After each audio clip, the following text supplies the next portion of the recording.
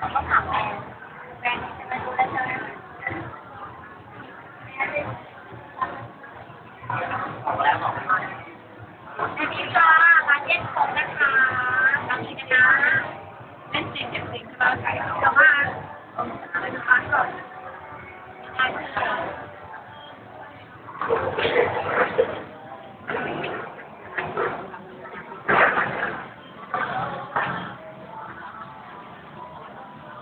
เปลี่ยนเสื้อก่อนได้ไหมแต่ว่าอร่อยมาก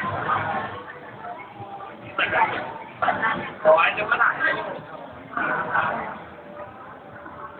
อร่อยไหมคะยังไม่ได้กินเลยอ่ะหันหน้าหมดจานแล้วฟังเป็นยังไงเอาไปตั้งแต่เย็นใช่